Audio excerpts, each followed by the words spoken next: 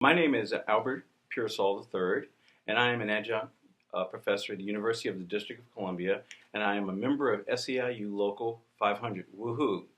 I am a graduate of two HBCUs, Federal City College, which is now morphed into the University of the District of Columbia, and Morgan State University, where I received my MBA. I'm here talking with Mary Beth Gassman, renowned scholar, and she is a professor of higher education at the University of Pennsylvania. Oh, welcome. Thank you. Uh, Mary Beth, may I call you Mary Beth? Yes, of Okay. course. Could you introduce yourself and talk a little bit about why you study HBCUs and what you've learned in general about them? Sure. I'm Mary Beth, and in addition to being a professor here at the University of Pennsylvania, I also direct the Penn Center for Minority Serving Institutions, which has two foci. One, we're trying to elevate the role of minority serving institutions, the over 600 of them across the country, and trying to do that through rigorous research and programming. And then the other thing we're trying to do is to elevate the stature of scholars who do research related to minority serving institutions. So I've been doing research related to HBCUs since 1994. And most of that research falls out into three main areas: leadership, fundraising, and then student success. And so I pay a lot of attention to those areas, but pretty much have done research across the board with regard to the majority of issues pertaining to HBCUs. And I do that work because I believe that everyone deserves opportunity. And so most of the time they make assumptions about professors who are at Ivy League institutions that they have an Ivy League background, but I do not. I grew up intensely poor. In fact, poorer than most people in the United States would even be able to fathom in the Upper Peninsula of Michigan. And I had almost no opportunity, but if it weren't for a mentor or a teacher, I would not have gone to college. I would not have pursued any kind of education. And so for me, even though racially I can't understand what it's like to be African American in the United States, I do understand African Americans who have grown up in poverty. I understand the socioeconomic issues. And so, and I also understand how important it is to give people opportunity. And so that's basically the main reason, is that I was given opportunity, and I think that it's really important that you pay it back or you pay it forward. And so that's how I ended up doing research related to black colleges. So. Well, first of all, I want to thank you for doing the research, because when I look and I see your writings, and I've read some, you're prolific, so I can't read it all. But the mere fact is you're documenting and you're doing the work. And what you have done is you've illuminated a lot in terms of what's going on with historically black colleges. Faculty and adjuncts at these schools obviously have to be very concerned about a variety of trends, especially the predatory commercial schools. And what can they do to fight back against these type of trends? Well, I mean, there are a couple of different things that are happening, right? So the for-profit institutions, like University of Phoenix, for example, currently they enroll more African American students than all the HBCUs, all 105 HBCUs combined. And what they are doing is they are good at a couple things, and I'll tell you what they are. They're really good at marketing. So they market at bus stops, in grocery stores. They market at doctors' offices in low-income areas. They market near clinics. They're really, really good at marketing education. Okay, HBCUs are not good at marketing education, and so what does that do? It ends up with these African American students being lured into for-profit institutions because they make it look pretty. And so one thing that I always tell HBCUs is that they need to do a better job of telling their story and marketing the education that they can provide. So that's one issue. The other thing that's going on is that places like a University of Phoenix or other for-profits, the majority of for-profits, they don't pay well. And so if they're not paying well, the market bears what the market bears. And so you have a situation where adjuncts overall aren't being paid well, right? And so I think, what HBCU adjunct faculty can do is they can band together. That's one thing that's really important. I always think that there's more, there's always more power in coming together. And I would actually suggest that HBCU adjunct faculty come together with other minority serving institution faculty. So there are adjuncts at Hispanic serving institutions, at Asian American Pacific Islander serving institutions. HBCUs can come together with those faculty who are in the areas where they work. Like Texas would be a really good example, right? There are Hispanic serving institutions, there are Asian American serving institutions, there are HBCUs. You can come together and band together in order to support your needs. I do think that it's a difficult time for adjuncts right now. And that is because adjuncts have very little power within institutions. They have even less power within HBCUs. HBCUs, and I hate to say this because I wish that it weren't the case, but having done this work for a long, long time, the one thing that I know is that HBCUs tend to be run in a more top-down manner, and that does not help faculty. At the institution where I am, faculty basically make the majority of policy. They are responsible for the academic realm of the campus. That's not the case at most HBCUs. It's also not the case at for-profits at all. So you have to come together. And another thing that you have to do is you have to get the support of the tenured faculty. Mm-hmm. The tenured faculty have to take care of the adjuncts in order for them to have rights on campus. So I think finding allies within tenured faculty is important. I mean, that's the same thing that you have with regard to race issues, with regard to class issues, sexuality issues, all different kinds of issues where one person happens to, or one group happens to be oppressed, right? You have to find allies among the more mainstream group. And so I would say finding allies is also an important thing that can be done. Doctor, thank you for what you just shared.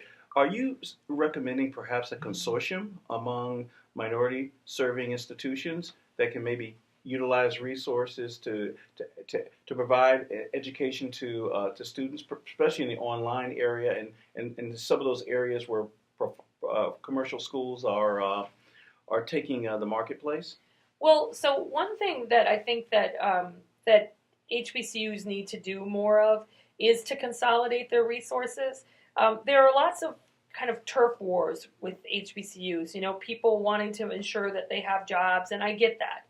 I understand that. But I think that in this day and age where students are really lured by online learning, even though I think there are issues with that unless it's done in a quality way, I think that, it would be a good idea for HBCUs to come together and to bring their resources together in some sort of consortium around providing more easy access to students with regard to learning.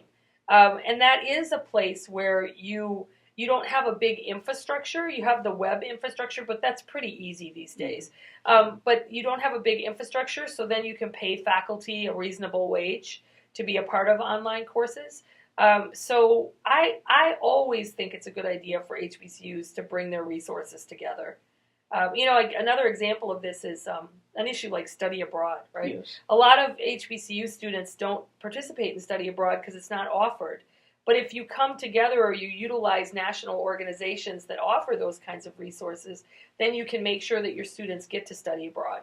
So it's a very similar thing. There are lots of resources that you can utilize nationally to do online learning that are not for-profit institutions, that you can work with and you can enhance the programs that you offer at your institution. So. Well, can I ask you this? Let's talk just a little bit. I know the trend now is that some of the administrators in some HBCUs are getting their degrees from some of these commercial predatory institutions.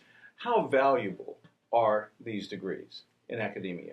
Well, so the degrees that we're talking about are PhDs that they're getting from for-profits. I don't think that they're valuable at all. And I will say that the first thing a critic would say to me is, you're at an Ivy League institution, you're elitist, and people can say that if they want, but what I know is that the only place you're going to really be able to use that for-profit degree is a place where you're already employed, and hopefully you're doing a good job and they're not going to let you go, or at another for-profit institution. For-profit PhDs are not respected, and as someone who has worked with students who have gone through those programs, one of the things that I know is they get almost no help. They're not rigorous, and they're not even anywhere near rigorous. They don't even come near the R in rigorous. I mean, they're not, and they're not preparing people to be able to work in the academy. I mean, I think it's really, really hard for you to get an online PhD and then be telling people who have a PhD that was done in a very rigorous way what to do. So I think it doesn't add to your credibility, your legitimacy, and it also doesn't prepare you for the work environment that you're a part of. I think it's a little bit different if you get an online degree, a bachelor's degree, and you want to go work for Verizon. Okay, I think that's a little different. I'm not a fan of for-profits at all. I don't support any of them. However, I can see someone giving me an argument about how a for-profit degree could be used to go get a job at Verizon, and they're okay with it, and that's okay. If they want to be okay with that, that's fine. I don't think that that's a degree that's respected within the academic environments. Thank you so much.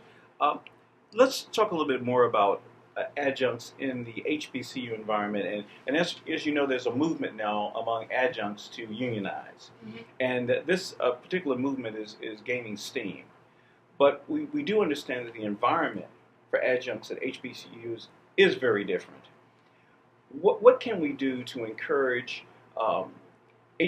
adjuncts at HBCUs to join the movement, and what should SEIU do to support HBCUs? Well, I would say that there are a couple of things. One thing is that you have to get adjuncts to believe in themselves and in the power of coming together. I don't even know if traditional faculty believe in the power of coming together, so that it makes it really difficult. I mean, faculty are bred to believe, and I mean that by bred, to believe that they are on their own and they operate in a silo, and that they're much more individualistic. I think that they can be that way when they're on the tenure track, because that's you're looked upon as an individual. When you're not on the tenure track and you're in an adjunct position, you're really susceptible to being let go at any point.